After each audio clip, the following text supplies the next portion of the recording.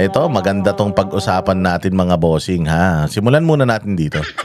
Sa Taripa. Oh, tangina talaga to si Bongbong, bobo talaga eh. Hindi talaga nirespeto si Bongbong Marcos diyan sa ano ba yung nangyari ASEAN, APEC, hindi naman APEC ASEAN no. Hindi talaga nirespeto si Bongbong Marcos diyan sa ASEAN no. Oo, hindi talaga siya, marami tayong pruweba na hindi talaga na siya nire-respeto eh. Paano mo ba naman ire-respeto yung isang presidenteng magnanakaw yung nanay, magnanakaw yung tatay, tapos sa pamumuno niya, putang ina, wala nang nagawang big ticket na mga proyekto, tapos puros sa ghost project, talagang undas ngayon eh. Panahon na papanahon ang mga pagnanakaw ng mga buwaka ng inang mga congressman, mga putang inang mga senador na yan, at lalo na itong mga hayop na mga nasa Malacanang na pirma ng budget na putang ng mga magnanakaw na yan. Napapanahon talaga ngayon yung kanilang mga pagnanakaw dahil ghost project, usually pagkaundas, sineselebrate natin yung mga kaluluwa. Oo, itong mga ghost project nila, putya yan, wala pang undas. Wala pang undas mga bossing, nagse-celebrate na sila ng undas dahil sa mga hayop na mga ghost project na yan. So sinong bansa ang sinong bansa ang rerespeto sa isang leader na ayaw magpa-drug test? Sa isang leader na uutal-utal, sa isang leader na mukhang mabantot. Sa isang leader na parang putang ina, kala mo kakagaling lang sa air fryer, nagmamantika. Ito lang ang bilyonaryo na putang ina amoy A1.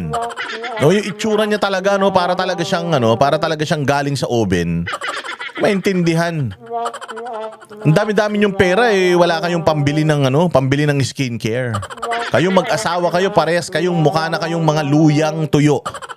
Oh, hindi ko alam kung ano ba mga pinagsisisinghot nyo kasi bakit ganyan kayo, tuyot na tuyot kayo. Pati utak, tuyot na tuyot. So, sinong world leader ang re-respeto sa ganitong klaseng tao? Ipinamigay niya yung isang pinakamagaling na presidente sa Pilipinas. Hindi lang hindi lang actually sa Pilipinas eh. Kinilala si Pangulong Duterte bilang strongman at isang magaling na leader sa buong mundo.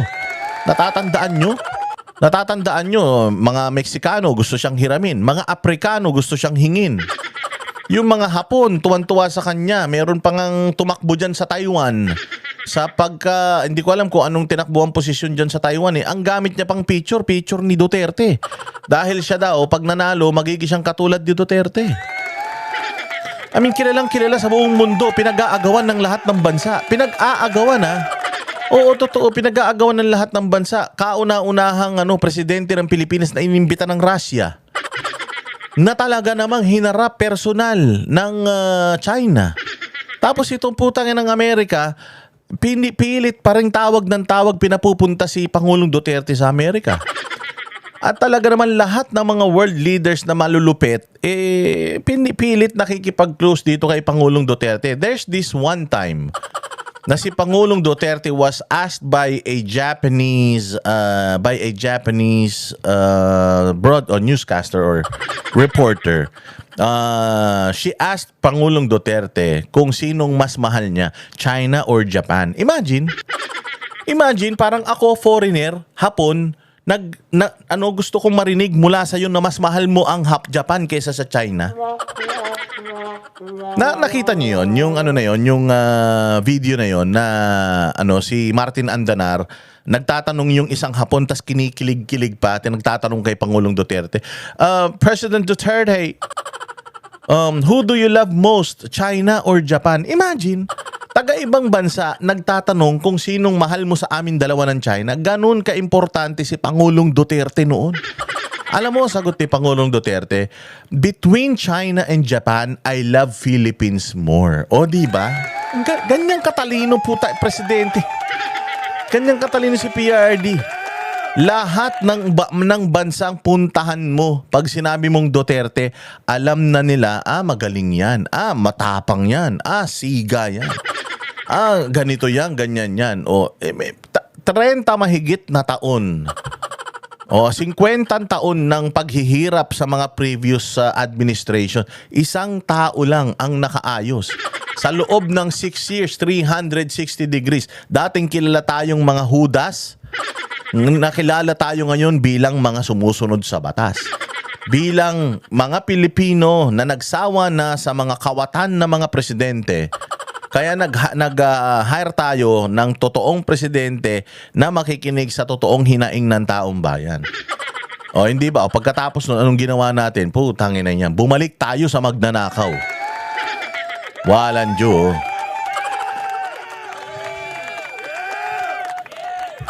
Oh, walang Diyo talaga.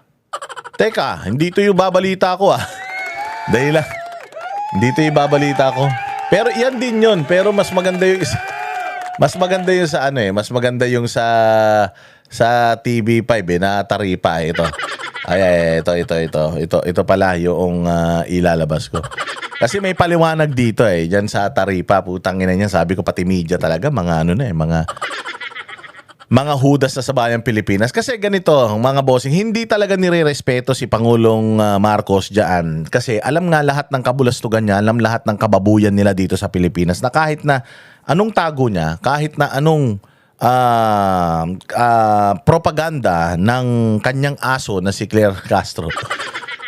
Merong isang doon, hindi siya nasama doon sa picture taking. Putang, nagpunta ka pa ron, hindi ka makasama sa picture. O hindi ba? Tapos ito ang pinakamasaklap sa lahat. Pinakamasaklap sa lahat. Kasunduan sa taripa. Zero tariff ang natanggap nung ay at least 3 o 4 na bansa. Brunei yata, Taiwan. Basta mamaya ipapakita natin kung sino yung mga bansa na yun na nakatanggap ng zero tariff. Imaginein mo, sa sobrang bastos sa sobrang bastusin, hindi pala bastos, bastusin. Bastusin ibig sabihin deserve niya yung pambabastos sa kanya. Inimbata pa siya ni Donald Trump sa Amerika para lang babuyin siya. Babuyin in what sense? Dating 17 percent ang taripa natin, ginawang 19. Tinaasan pa nga yata hayop na yan. Inimbita siya doon para tarantaduhin. Eto matindi. Diyan sa ASEAN Summit, pumunta si Donald Trump dyan. Alam mo ginawa ni Donald Trump? Siya ang pumunta dyan para bigyan ng zero tariff yung mga bansa na kapitbahay natin. Bakit? Sampal na sampal sa mukha natin yun. Imagine, tayo nagpunta ron para babuyin. Si Donald Trump nagpunta dyan sa Malaysia para mamigay ng pamasko. Binigyan niya ng pamasko. Yung mga bansa na binigyan niya ng zero tariff. Zero na taripa. Ibig sabihin, pag nag-angkat sila ng certain products from the US, hindi sila sisingilin ng US sa taripa. Bokya. Samantalang tayo, lahat ng produktong kukunin natin mula sa Amerika, meron tayong, if I'm not mistaken, 19, baka mas mataas pa na taripa. So, pagdating sa Pilipinas, ng buwakan ng inang produkto na yan, mas mahal na. O yung halimbawa, 10 piso na halaga plus 19%, ganun mo mabibili tapos plus markup pa. Cost of business pa. So, ang mahal-mahal na noong produkto na bibilin mo kapag kagaling sa Amerika, samantalang dyan sa mga bansang kakapitbahay natin, pag bumili sila, halimbawa bumili sila ng hamburger sa Amerika, kung 20 pesos lang ang charge nun, magmamarkup lang silang konti. Mga 25 pesos nila ibebenta. Dito sa atin, may ibebenta natin yung hamburger na yun ng mga 100. Dahil nga dun sa taripa. Siyempre taripa, tutubo ka pa, magnanakaw pa sila. So mapapatungan nila ng ganun-ganun. Yung ganun yung kasimple-simpleng paliwanag dyan sa taripa na yan. So tayo walang natanggap, nandiyan din tayo, pero putangin na yan, hindi man tayo binigyan o hindi man tayo kinausap tungkol sa pagninegosyo. Imaginein mo, 10 EDCA sites, 9 na EDCA sites ang ibinigay mo sa mga kano. Tapos putangin na siningil ka pa nila ng taripa. Sipain kita Sarap mo sipain sa muka. Bongbong, napakatanga mo talaga. O, pakinggan ninyo kung, di ba? Pakinggan yung balitan to. Pero totoo, di ba? 9 EDCA sites. They are calling us the Little Brown Brothers. Tapos putang ina, mag-a-apply ka ng US visa. Hindi ka pa ma-approve. Nagbayad ka sa damukal tapos denied ka. Tapos tatawagin tayong Little Brown Brothers. Sasabihin na pagtatanggol nila tayo sa China kapag nang nagkagulo. Pagtatanggol, wala pang ang gulo eh. Ginugulangan na tayo. Di ba? Wala pang gulo, wala pang gera, ginugulangan na tayo. Di lalo na pag nagkagera, puta magsisilayasan yan. I shall return yan. Pagbalik nila sa Pilipinas, durog na naman tayo. Buti sana kung lahat ng missile tatama sa bahay ni Bongbong. Eh. Walang problema eh. Sila lang maapektuhan. Hindi eh. Lahat tayo apektado eh. Nakukuha nyo? Ang dami nating pabor na ibinigay sa kanila. Para lang sa sa isang pangako. Ano yung pangako na yun? Na ipagtatanggol nila tayo sa China. Pokin ang ina niyan. Hindi naman tayo inaano ng China. Iyan namang karagatan na yan na pinag-aaway-away. Hindi lang naman China at Pilipinas ang may claim dyan. Marami namang bansa. Mga bugok. Utang ina nyo. Unang-una sa lahat, dapat atin naman talaga yan. Atin naman talaga yan eh. Kaya lang putang ina nyo, di nyo nga sinisingil si Trillanes. Siya nga daw may kasalanan dyan eh. Kaya nga daw nakapagtayo ng mga isla yung mga ulul na yan dyan dahil di umano. Kagagawa ni Trillanes. Tapos putang ina nyo. Itong si Tariela na to na mukhang puwet ng manok. Tangina, pinaglisa sa ng loob. Oh, yung ilong mas malaki pa kaysa sa utak niya. Oh, inaaway lahat ng mga Duterte pagdating sa South China Sea.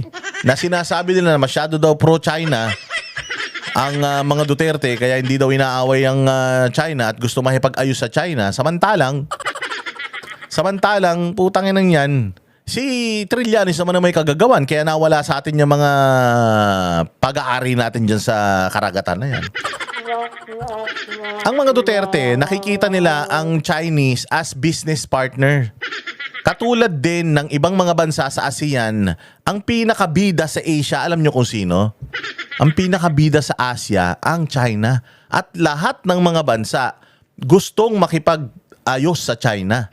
Gustong makipagnegosyo sa China. Tayo lang ang may ayaw. Kala mo naman ang yaman-yaman natin dahil lang nakadikit tayo sa mga kano. Masyado kayong bilib na bilib sa mga kano. Wala pa tayong napakikinabangan sa kano. Pinipirahan lang tayo ng kano.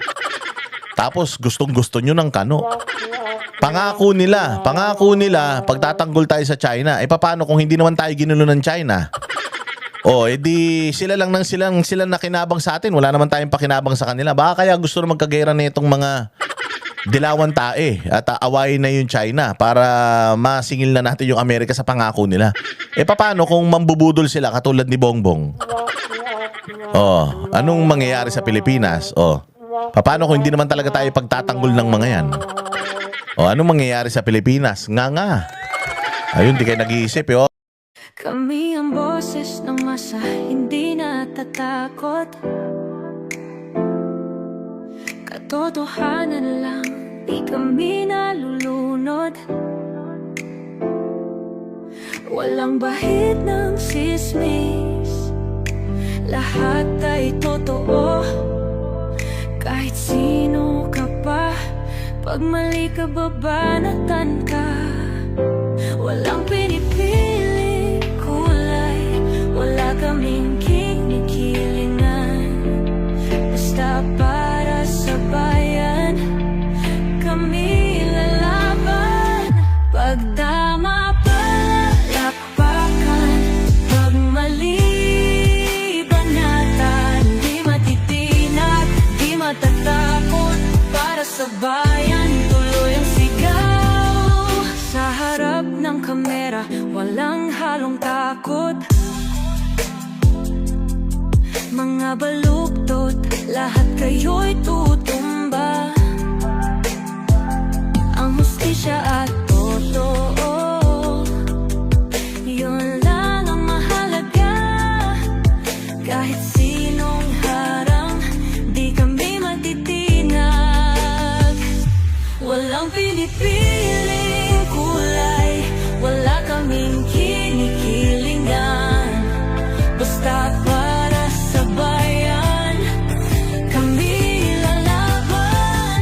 Pag tama palapakan, pag mali banatan. Di matitinag, di matatakot, para sa bayan tuloy ang sigaw.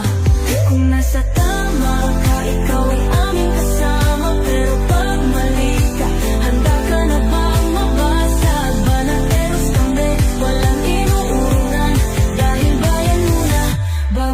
sarili.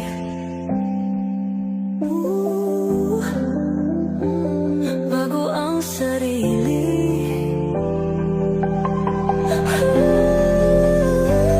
Pag tama palakpakan, pag mali banatan, banatersang sigaw, katotohanan ang laban.